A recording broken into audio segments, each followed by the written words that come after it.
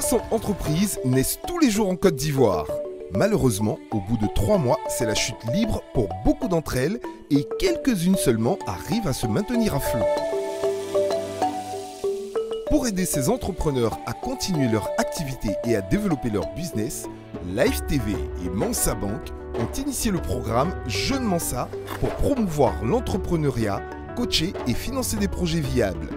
Mais quand on veut un financement, il faut le mériter.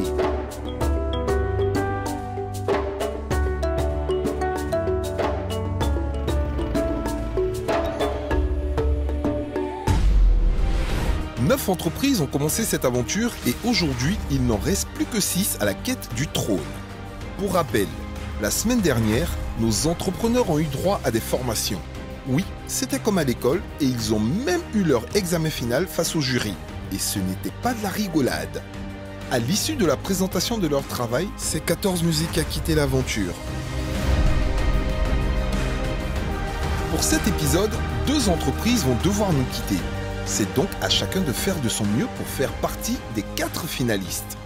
Bon, pas le temps de se morfondre, le programme du jour est bien chargé. Ce matin, c'est journée d'immersion.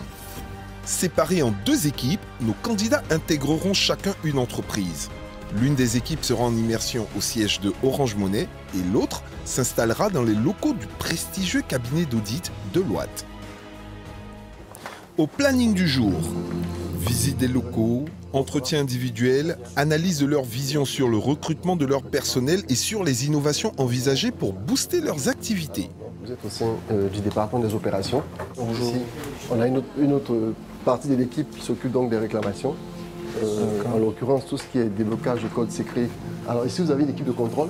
Donc, il s'agit de mobile money. Donc, il faut contrôler, il faut faire attention à tout ce qui se passe. D'accord. C'est l'équipe qui s'occupe de la fraude et du revenu assurance. Godlove, Z Sportif, LL Food bénéficient d'une visite guidée dans les locaux de Orange Money. À la fin de la visite, chaque entrepreneur sera reçu dans un entretien individuel avec la directrice générale, Mariam Diaby. Avec elle, les candidats parleront d'innovation digitale et surtout du mode de paiement. Notre plat signature, c'est la tarte d'Aloco. C'est une signature 100% LL Food. Et ensuite de cela, on propose un plat populaire qui est l'Aloco. Le claclo, l'Aloco huile rouge avec des boissons d'ici, des desserts. D'accord, très bien. Très bien. Tu utilises des paiements, des moyens de paiement innovants? Oui. Actuellement, je ne fais que la livraison. Je n'ai pas vraiment de local, je fais de la livraison sur mon site. Donc du coup, il y a des clients qui payent souvent par mobile money. D'accord. Okay. Principalement ou plutôt par cash? Non, ils payent par mobile money. Non, par cash, c'est environ 80% ils payent par cash. D'accord. Et quelle est ta solution pour rendre ces paiements-là les plus digitaux possibles?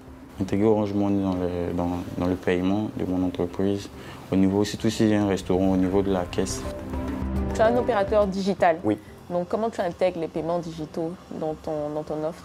Déjà tout à l'heure, lorsque le chargé des opérations, M. Hamza, nous a fait la visite des locaux, j'ai eu à lui proposer déjà, enfin lui demander comment est-ce qu'il pourrait nous aider. Parce que e-commerce, en Côte d'Ivoire, ça a été dominé par le paiement à la livraison.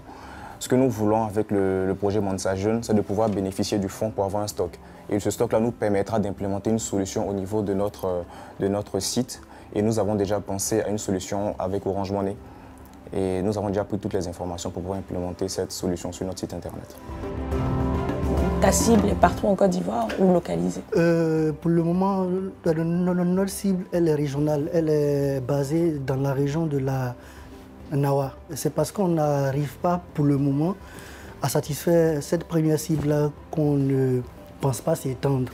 Voilà. Vu que le besoin auquel on essaie de répondre, il est vraiment réel partout.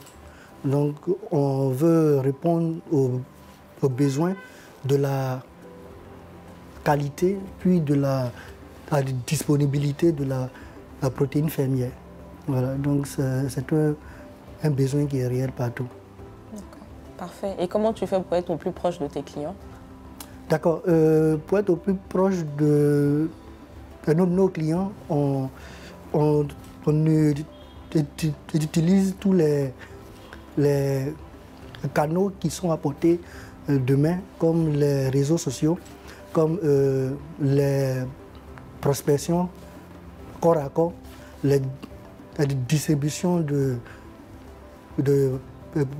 prospectus et des séances d'animation de rue.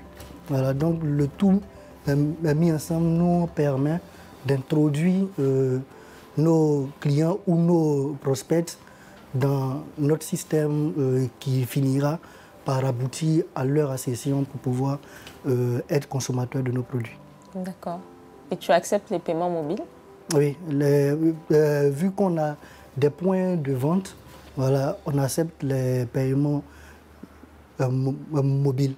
Celui qui est vraiment sorti du lot, c'est Stéphane, donc de Z Sportif. Parce que je pense qu'il a un bon développement en fait, de son produit.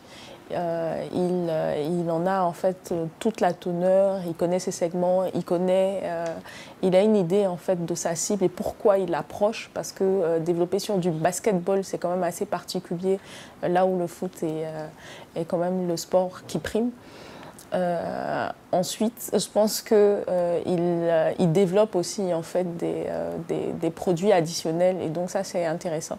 Et il a bien placé le paiement mobile, donc c'est mon coup de cœur.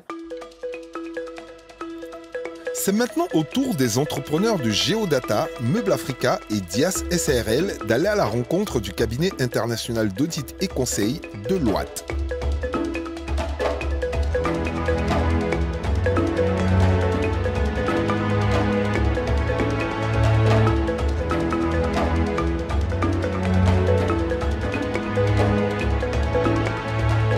La visite guidée sera menée par Kwasi Lambert, responsable régional client et industrie Afrique de l'Ouest. Deloitte, c'est le premier cabinet de conseil et d'audit dans le monde avec, au niveau global, plus de 250 000 employés. Mais pour notre bureau de Deloitte Côte d'Ivoire, nous sommes plus de 170.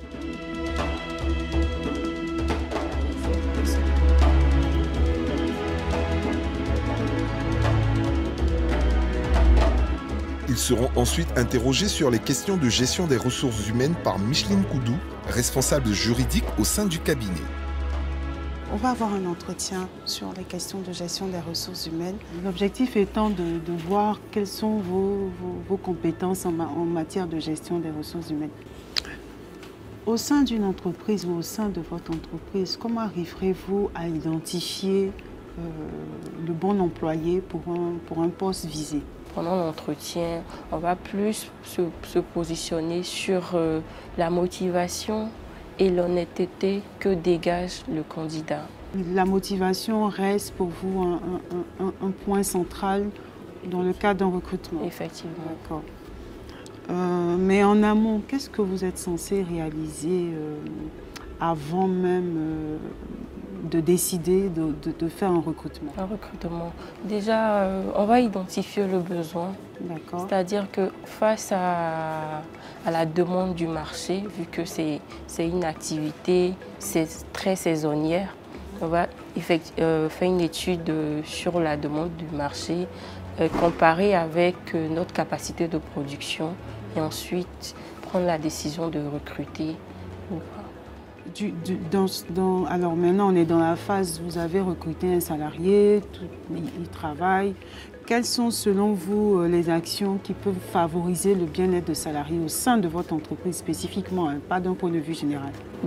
J'essaierai d'engager des actions pour améliorer leurs conditions de travail. Lesquelles par exemple? Donnez-moi juste un exemple.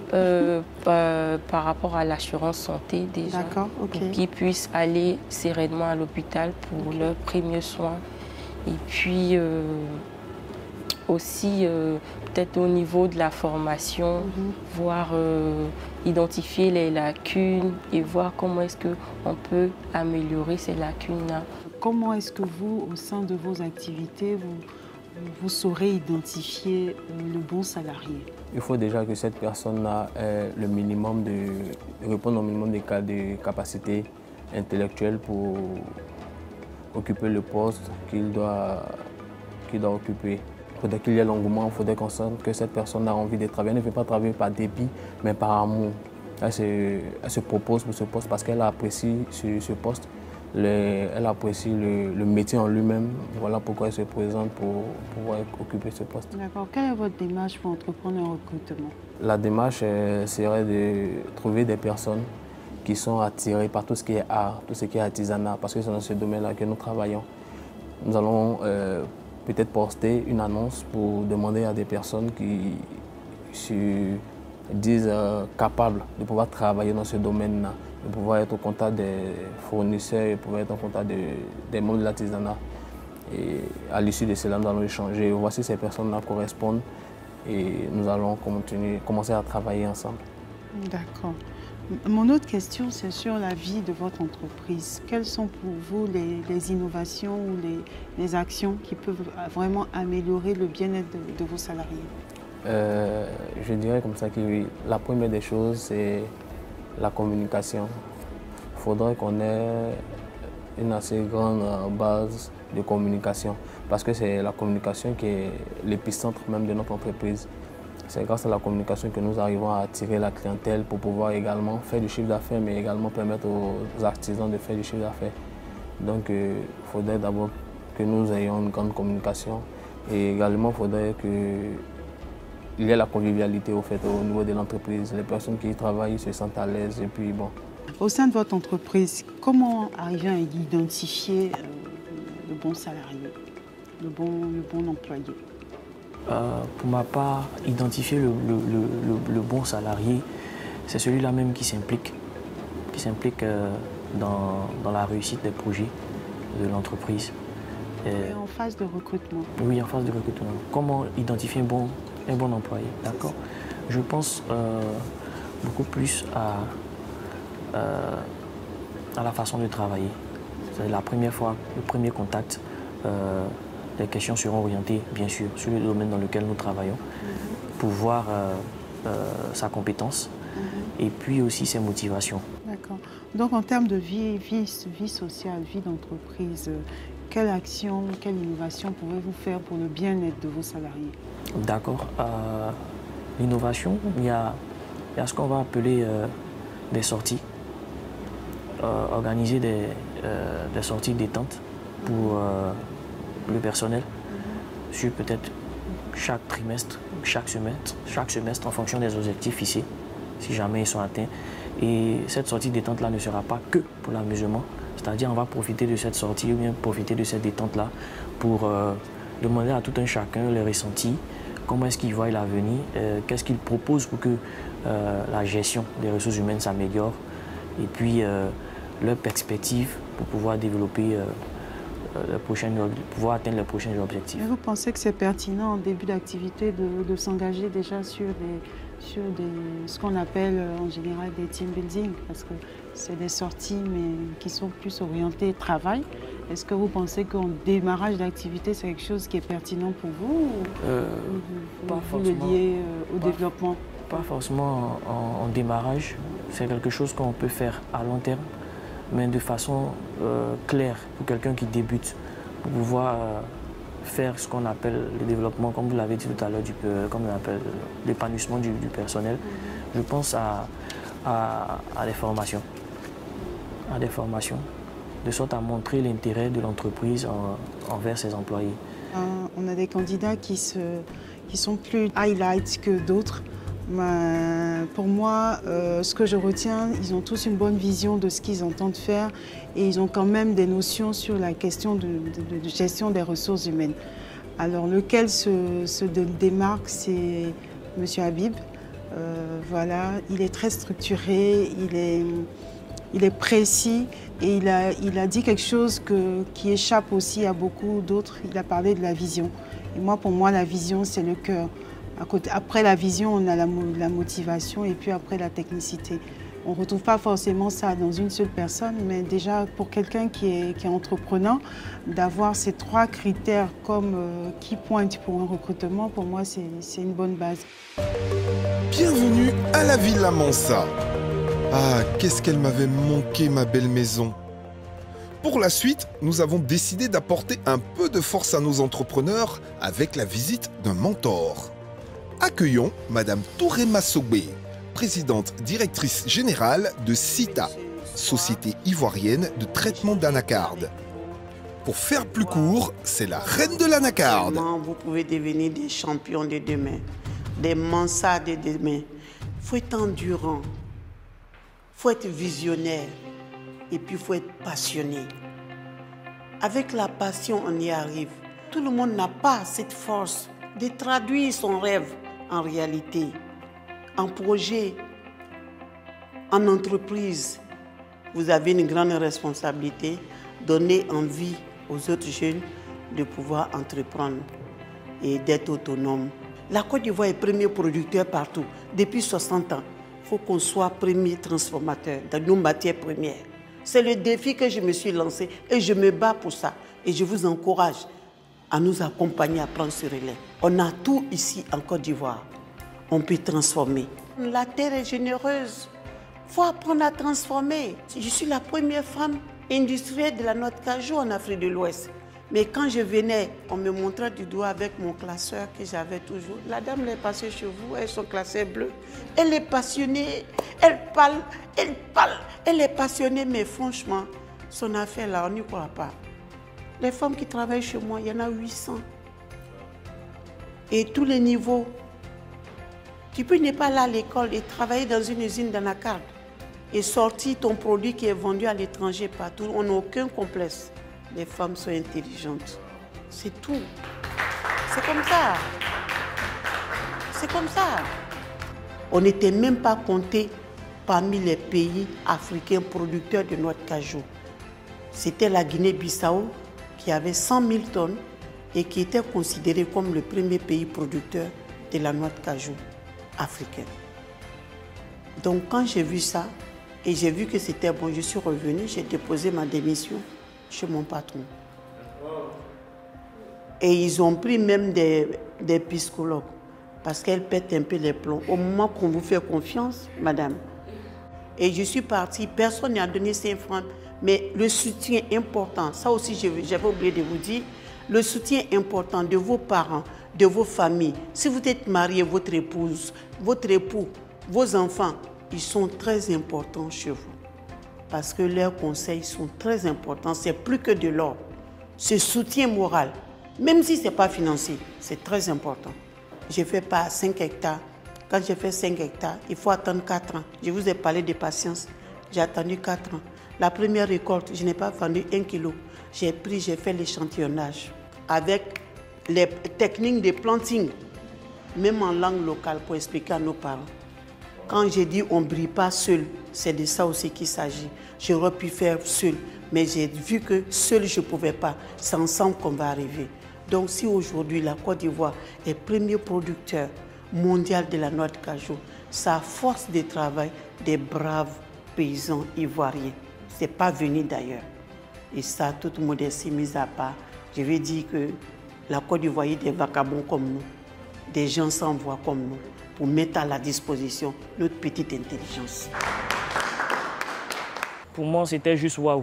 C'était de les encourager et qu'ils mesurent la portée de leur engagement, qu'ils mesurent le poids de leur oui, de leur choix.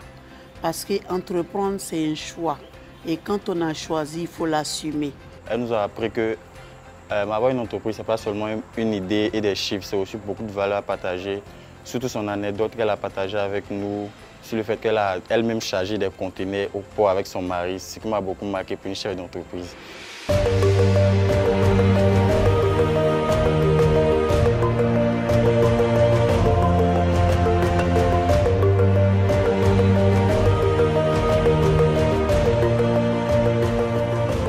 Un nouveau jour se lève à la villa.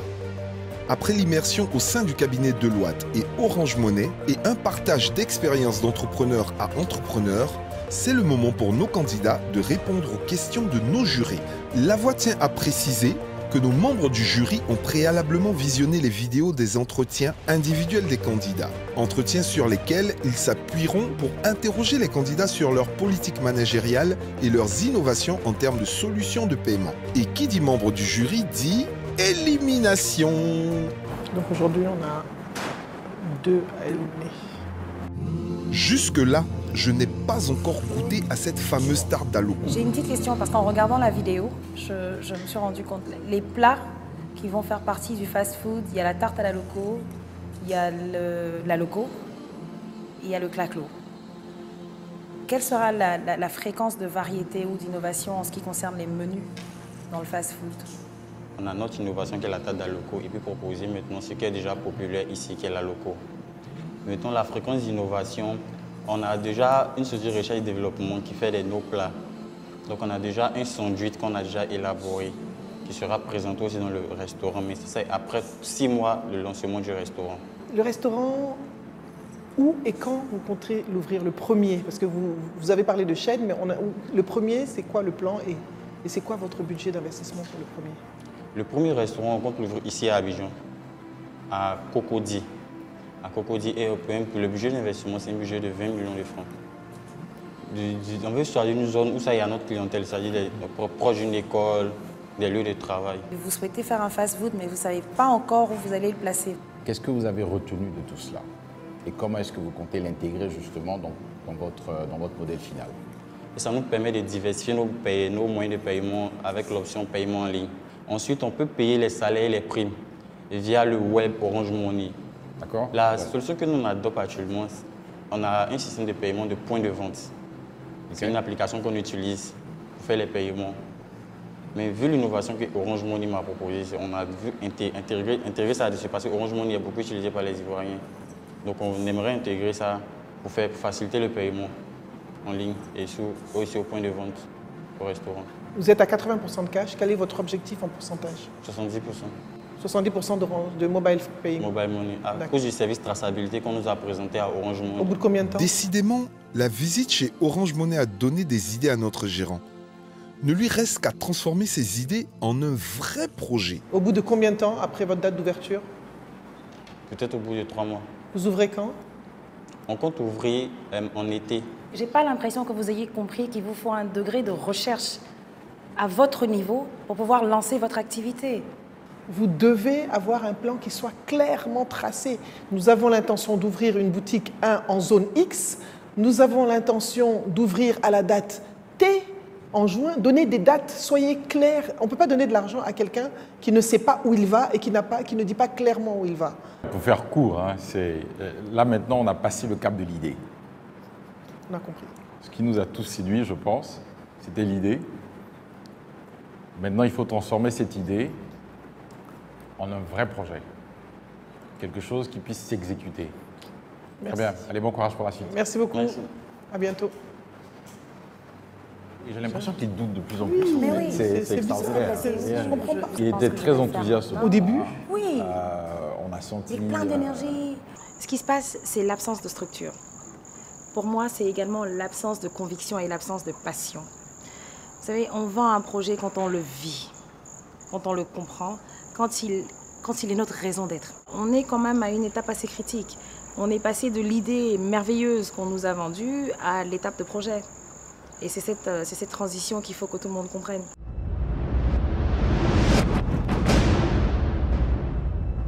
Bonjour, cher mon Joël. Bonjour. Alors, c'est marrant parce que j'en apprends chaque jour un peu plus sur votre projet. Absolument. Oui, moi, je suis de plus en plus perdu. Également. Moi, ça me perd, en fait. Il y a 3, 4, 5 informations. 5 différentes. Il y a des informations dont on a disposé aujourd'hui. Oui. Qui, je pense, nous apparaissent pour la première fois. Par exemple, que la société qui va faire les terrains est une société sœur. Séparée.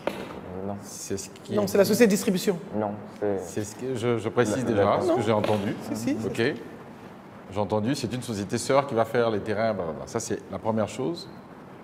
La deuxième chose, c'est que j'avais cru comprendre que les granulés de pneus étaient importés. On avait même posé cette question spécifiquement. Aujourd'hui, j'apprends et on apprend tous que le recyclage va se faire localement, ce qui n'est pas la même chose. Pas la même chose. Qu'est-ce qui a changé?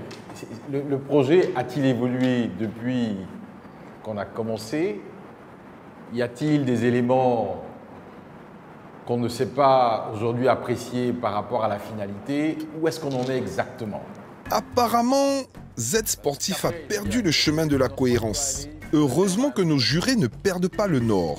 Entre la vente, la transformation que vous faites et que vous ne faites plus en passant par l'importation, oula, ça donne le tournis tout ça. C'est toujours 3 offres que nous proposons au niveau de sportif.com. L'entreprise sœur dont j'ai parlé, c'est parce que nous avons un écosystème déjà dans le sport. Notre écosystème, il est composé de sportifs et abidjanfitnesshome.com. Ça, c'est une entreprise à part que j'ai créée pour la distribution de matériel de sport. Ça, c'est à part. Mais sportif.com, son but premier, c'est de distribuer des maillots sous multimarques, la réalisation d'aires de jeu et la conception de maillots. Et dans la vidéo, ce qu'on a eu à dire, c'est que j'ai dû expliquer à la dame le processus de transformation, comment est-ce qu'on obtiendra les granulés. Raison pour laquelle nous avons parlé des pneus qui doivent subir un mode de transformation et comment est-ce que nous allons faire la liaison pour pouvoir appliquer le... Finalement, c'est vous qui les faites ou pas? C'est nous qui le faisons. Non, c'est vous qui faites quoi? C'est nous qui appliquons le produit. Oui, mais la façon dont vous expliquez, c'est comme si c'est vous qui faisiez la transformation des pneus en granulés. Non, j'ai expliqué la transformation parce que si quelqu'un ne sait pas comment est-ce que ça fonctionne, quand tu lui dis pneu et goudron, si tu n'expliques pas, la personne ne pourra pas comprendre. Je l'ai même eu à expliquer à des amis qui n'ont pas compris. Donc, on se doit d'avoir un minimum d'informations sur comment est-ce que le pneu passe de Donc, pneu. pour être très clair, on est toujours sur l'idée que vous allez importer des granulés obtenus à partir de recyclage de pneus. Oui. Chinois. C'est votre matière première, c'est importé. Et ce que vous faites simplement, c'est utiliser cette matière première pour faire des terrains. Pour l'instant, c'est ce que nous faisons. D'accord. Non, c'est important de le préciser. Oui, pour l'instant, c'est ce que nous faisons. Voilà.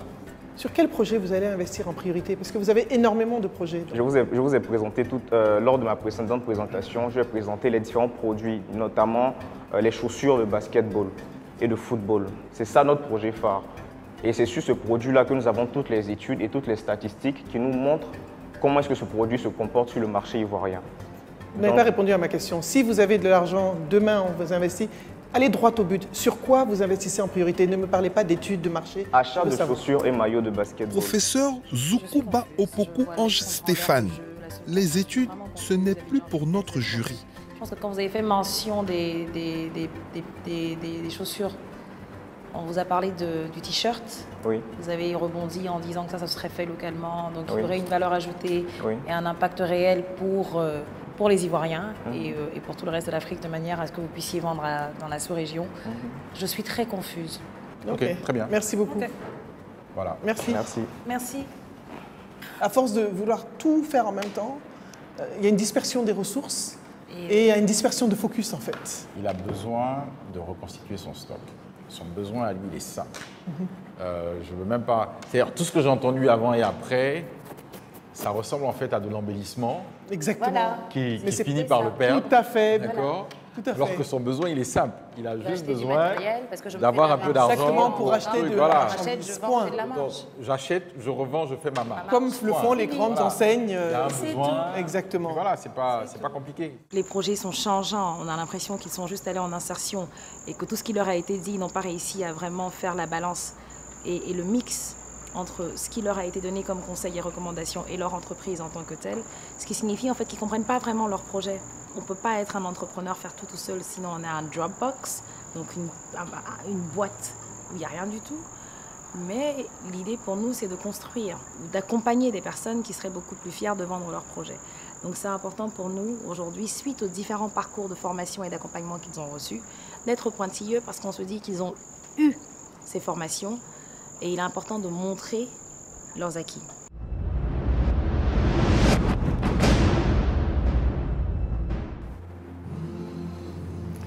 Bonjour. Bonjour. Bonjour. C'est vous. C'est vous, s'il vous plaît. Comment les paiements digitaux peuvent être un moyen pour vous de faciliter les paiements à vos clients? J'aimerais bien vous entendre un peu plus sur cet aspect. J'ai aussi suivi comme vous. Je n'avais pas pu répondre directement à cette préoccupation de la dame. Il faut dire que nous sommes actifs 24 heures sur 7.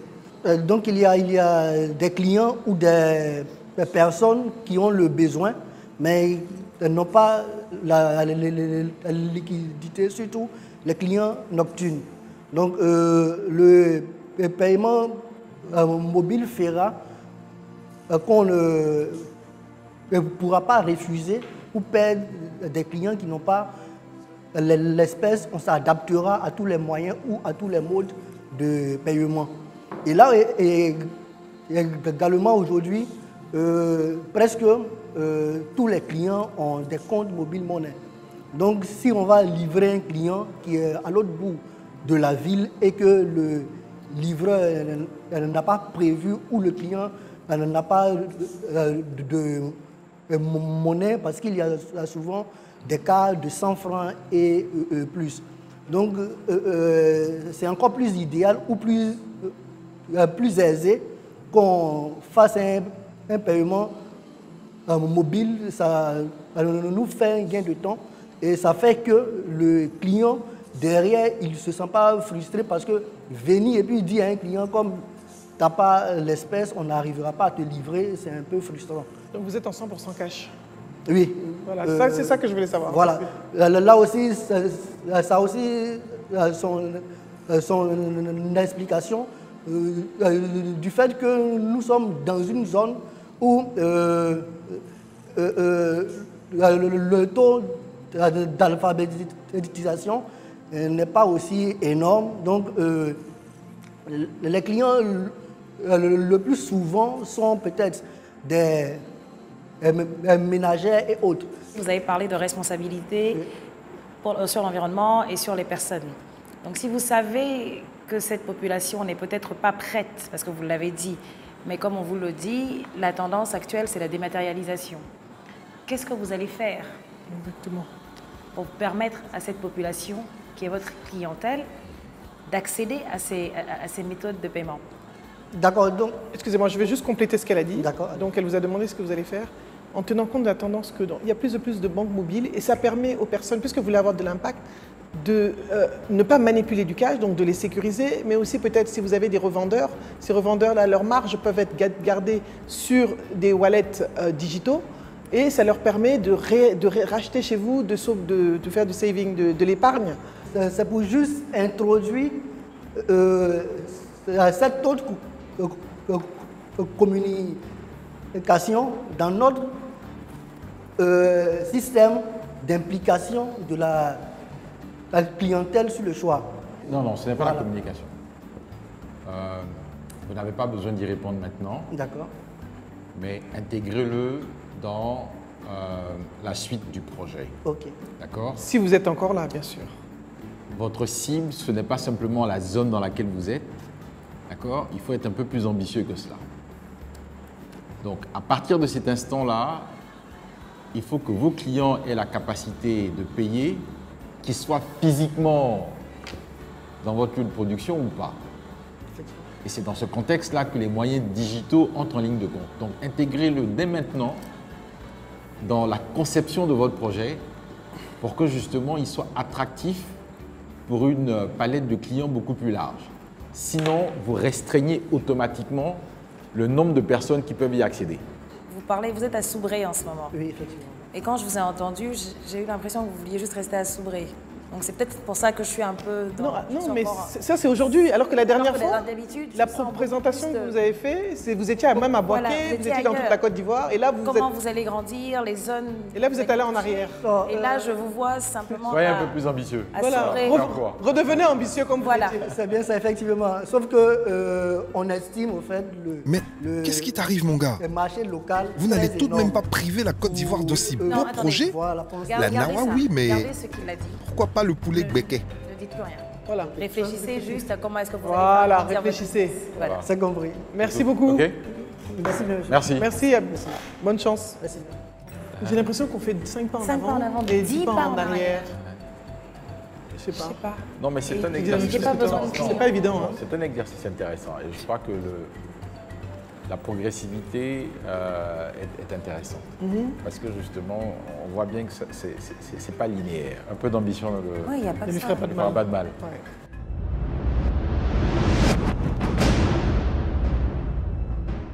Qu'est-ce que vous avez retiré de cet entretien, de cette partie-là de l'exercice?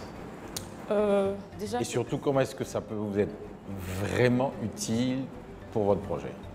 L'idée, c'est de pouvoir bien gérer son personnel, bien gérer sa santé, bien gérer l'activité, enfin, le matériel aussi en tant que tel. Est-ce que ça change quelque chose dans la façon dont vous avez conçu votre projet jusque-là? Oui, je n'avais pas pensé au volet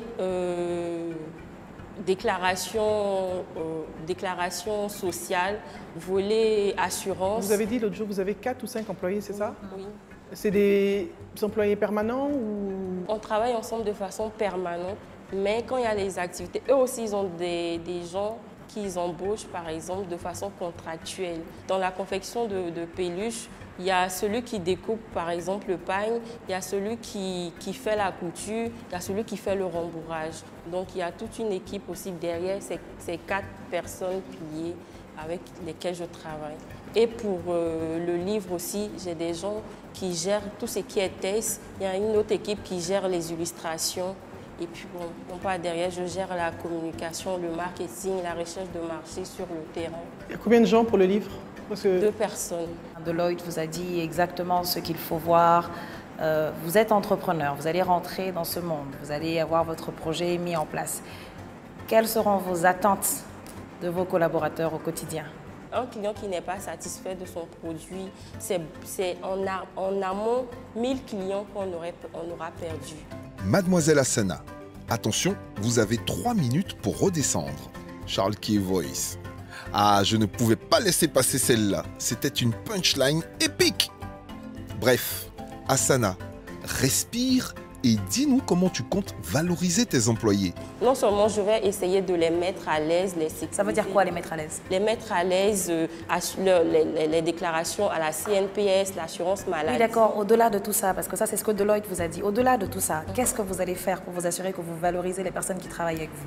C'est bien facile, en fait, quand on n'a pas encore de staff, de voir les déclarations, les assurances. Mais il vous faut vous projeter, parce que votre travail est à la chaîne. Vous avez de la production qui va se faire chaque seconde, chaque minute. Vous avez la rédaction de texte. Donc, comment est-ce que vous allez vous assurer que vous avez un recrutement correct? Et en plus de ça, quelles seront vos attentes par rapport à ce staff que vous allez avoir en entreprise? Parce qu'il doit absolument pouvoir atteindre les objectifs. Donc, est-ce que vous avez pensé un peu à ce mécanisme quand vous êtes sorti de là? Comment est-ce que vous allez valoriser votre staff vraiment concrètement? Qu'est-ce que vous allez faire? Quel type de formation vous allez mettre en place? Comment est-ce que vous allez vous assurer que vous avez l'équipe qu'il faut? De façon là, concrètement, je vais être honnête, je n'ai pas pensé à tous ces détails. Il faut y penser. D'accord. C'est un travail à la chaîne, c'est un travail mécanique, c'est un travail qui va demander beaucoup sur la personne. Donc il va falloir que vous y pensiez. Vous avez parlé de valorisation, de bien-être et d'assurance. Oui, d'accord, c'est bien, c'est gentil. L'assurance, les déclarations, c'est parfaitement normal, ça doit être fait. Donc ça fait plus partie en fait des avantages. C'est quelque chose c'est un droit. Parce qu'en réalité, la satisfaction de votre client est directement liée à la satisfaction de vos employés.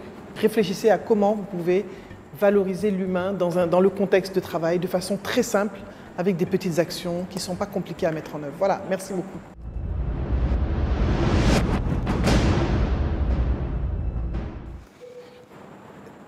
Vous êtes venu avec un projet qui était déjà touffu. Et là, vous revenez, vous l'avez encore étoffé. Quel est votre cœur de métier finalement? Le cœur de métier, ça reste l'artisanat. Déjà, notre objectif, c'est de valoriser l'artisanat. Tout ça là, on a compris. Je veux que vous alliez droit au but. Quel est votre cœur de métier? On vous donne 50 millions, 30 millions, 10 millions. Qu'est-ce que vous en faites?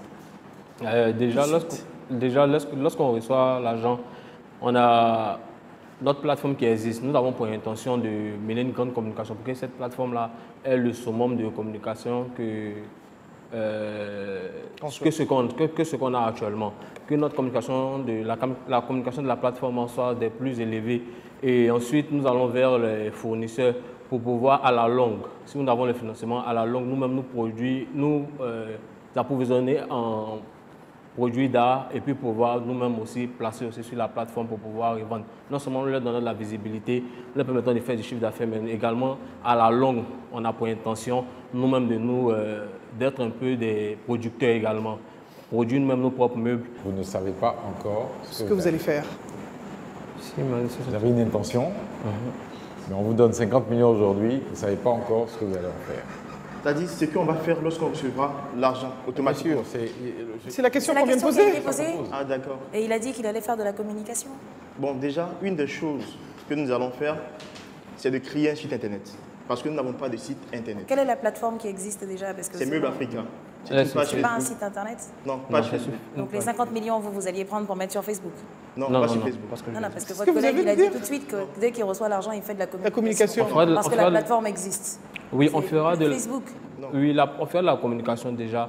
Pour que la page Facebook, qu'est-ce que je veux dire par la communication? On va sponsoriser plus les articles, les affiches que nous mettons sur notre page Facebook. Mais la problématique qu'on a, c'est cela, qu'on ne sait même pas ce que vous sponsorisez. Vous ne savez même pas ce que vous allez faire. ce sont les articles qu'on prend avec les fournisseurs.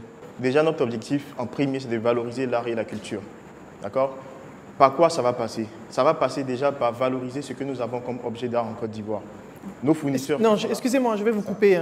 Ça, c'est le grand discours. On ne veut pas de ça. On veut que vous nous disiez, vous avez 50 millions demain. Qu'est-ce vous que faites vous quoi? faites? Valoriser l'art, la culture en Côte d'Ivoire. Tout ça, on a compris. Déjà, on s'achète une moto qui nous permettra de faire nos différentes liaisons vers les fournisseurs, créer un site internet. Et ce site internet-là, nous allons faire des expositions, nous allons mettre un catalogue. Mais si je ne me trompe pas, la dernière fois, vous aviez dit que la moto n'était pas, c'était pas correct. Il fallait un véhicule. Il fallait un véhicule. En fonction de vos critiques, tout ce que vous avez donné comme critique, nous avons essayé de réfléchir et de trouver le moyen, je peux dire, le moins coûteux et le plus efficace. On sait qu'aujourd'hui, chaque fournisseur a une bâchée devant son lieu de vente. Et ce partenariat se fera avec le fournisseur et avec son livreur. La moto va nous servir à nous-mêmes nous déplacer, aller vers les fournisseurs, créer le relationnel, augmenter notre, je peux dire, notre carnet de fournisseurs avec les différentes photos pour pouvoir les mieux vendre sur nos différentes pages. Donc les 50 millions, c'est pour acheter une moto? Non, pas 50 millions, nous voulons 11 millions. Écoutez, moi, honnêtement, déjà la dernière fois, je vous disais que je ne comprenais pas du tout. Je n'étais pas très sûre. Mais aujourd'hui, je suis encore plus confuse. Donc déjà, vous allez faire de l'investissement de votre financement sur Facebook. Vous allez acheter la moto. Donc tous les deux, vous savez même, vous n'êtes pas cohérents. Aucun de vous deux ne sait ce qu'il va faire. La mission, on la connaît, c'est valoriser l'artisanat. La dernière fois, on vous a demandé où sont les artisans. Et les artisans, ils gagnent quoi? Vous les impactez, vous changez leur vie comment? On n'en sait rien. Donc finalement, non, vous avez déjà trop dit. Vous avez dit sans rien dire. Parce qu'on ne sait pas. Quelque chose de très important. Mais quelque chose de très important et de très pertinent. Très important. Et de pertinent, pas de répétition. Quelque chose de très important. Avec ce financement-là, nous souhaitons organiser des expositions. Des expositions qui permettront à nos artisans de se faire voir. Et derrière ces expositions, il y aura des ateliers de formation. Et Vous connaissez le nombre d'expositions qui existent ici en Côte d'Ivoire pour les artisans? Mais dans notre domaine... Bon, ça, c'est nouveau en plus.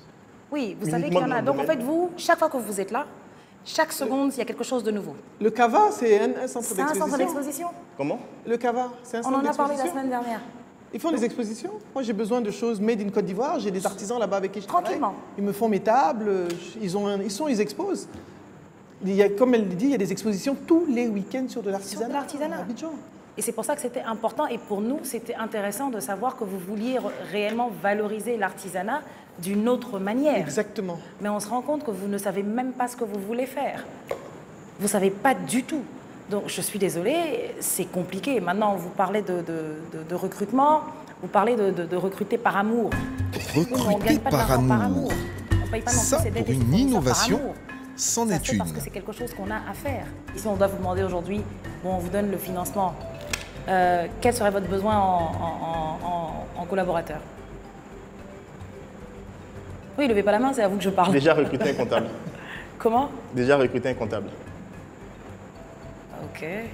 Déjà recruter un comptable. Parce que durant toute cette formation, nous avons compris l'importance de la comptabilité. On verra bien pour la suite. Merci. Merci beaucoup. Merci. Au revoir. Merci. Franchement, ça va pas. C'est la cata. Non. C'est la catastrophe.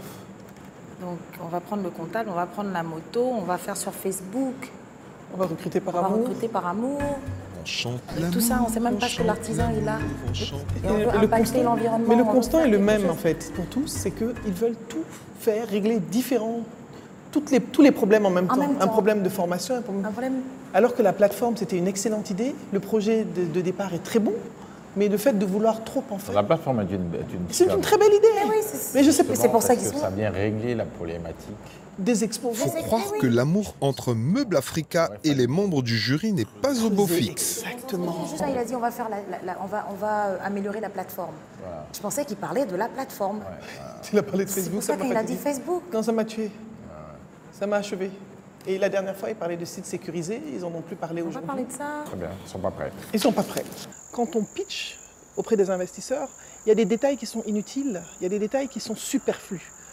On a déjà compris l'essence du projet, maintenant on voudrait aller dans le projet et savoir exactement qu'est-ce que vous allez faire.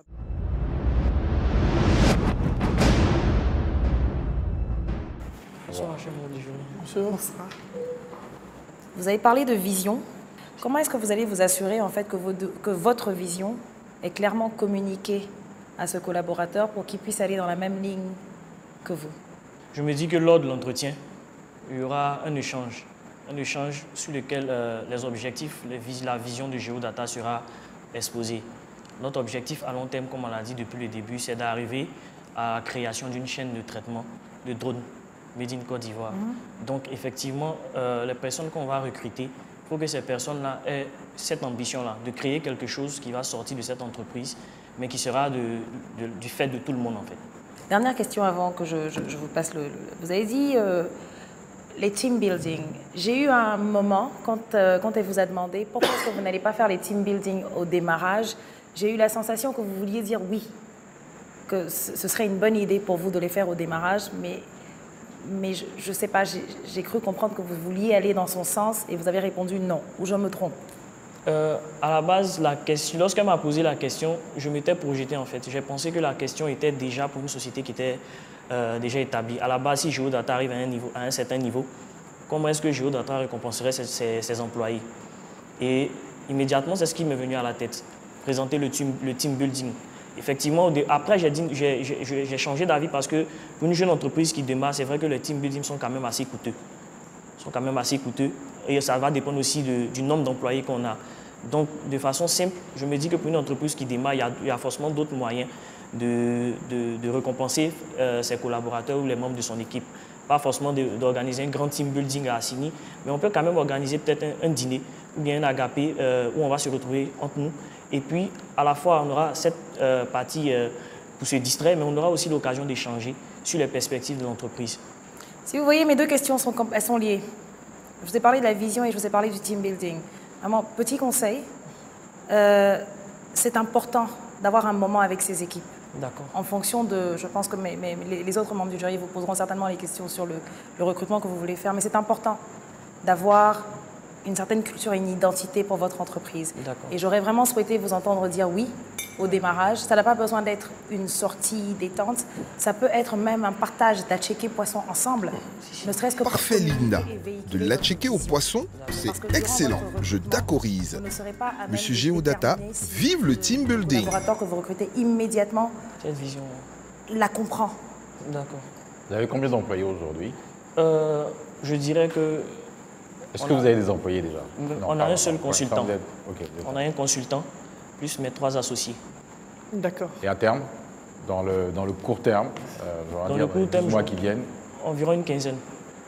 D'accord. Et comment on passe de 1 à 15? Ça passe par la stratégie marketing, se faire connaître, proposer aux clients ce besoin qu'ils ont, apporter les solutions. Et en fonction des différentes prestations de services qui vont se développer, on va recruter des personnes dans le domaine de la formation, dans le domaine de la cartographie, des systèmes d'information géographique et dans le domaine de la réparation, de la vente de matériel et services après-vente. Alors moi j'ai juste un conseil. D'accord. Vous êtes dans un secteur qui est un secteur de technologie, d'accord, où les choses évoluent très vite. Ouais. Il y a 2 choses qui sont extrêmement importantes dans cette approche-là et que je souhaiterais que vous intégriez dans... Le truc, c'est que avoir une culture d'entreprise, c'est important. Je vous ai entendu parler de la vision, de la motivation, etc. Tout ça, ça peut se mettre sous un seul et même chapitre, c'est de dire comment est-ce qu'on bâtit une culture d'entreprise qui fait que tous les membres de votre équipe adhèrent à la même chose. Oui. D'accord? Et ça, c'est deux choses essentiellement. D'accord. Dès le départ, ayez un système de valeurs qui est extrêmement bien défini. D'accord. D'accord? Dont, entre autres, l'éthique et un certain niveau de professionnalisme, tenez-en compte. Okay? Et d'autre part, assurez-vous que votre personnel sera capable de façon consistante, parce que vous êtes dans le service, de délivrer les mêmes comportements, transaction après transaction, pour que justement vous arriviez à pérenniser votre business. Il n'y a pas de problème, c'est bien compris. Merci beaucoup. Merci. Merci beaucoup. Merci. Il me semble être... Parce qu'il a du potentiel, il a de la volonté, et puis surtout, il a fait le travail. Et vous sentez la confiance. Non, il y a de la structure. Il a vraiment de la structure, il comprend. Quand il parle, il sait de quoi il parle. Et nous, en même temps, on sait de quoi il parle. C'est clair. Et ça, c'est clair. Ça rassure aussi, ça rassure.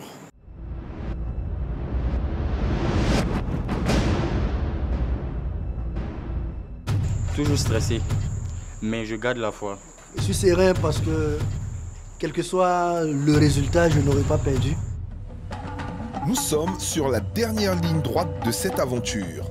Dans quelques instants, nous connaîtrons les finalistes de Jeunes Mensa. Quels sont les entrepreneurs qui iront en finale pour le Grand Pitch? Qui sont ceux qui ont su tirer leur épingle du jeu? En tout cas, n'a pas de financement qui veut, mais qui le mérite. L'heure de vérité est arrivée. Candidats, approchez. Z Sportif. Faut bien respirer. Géodata.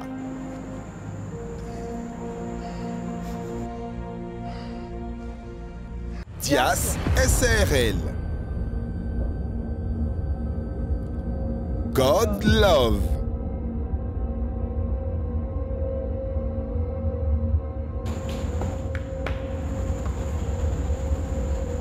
Félicitations à vous. Il n'y en aura pas un de plus. Ça y est. Voilà. Félicitations. Malheureusement, il semble que ce n'est pas dans cette aventure que je goûterai à la tarte d'Aloco de LL Food, puisque Jeunes Mensa s'arrête pour eux. Et pour la première fois de l'histoire, ce n'est pas une entreprise qui part, mais deux. Et oui, le manque de cohérence de Meubles Africa n'est pas passé cette fois-ci auprès du jury. Désolé les gars, mais n'a pas de financement qui veut, mais qui le mérite. Allez peaufiner encore un peu plus vos différents projets et trouver les bons arguments pour convaincre ceux qui vous regardent aujourd'hui que les projets que vous avez valent la peine d'être financés. Bon courage pour la suite.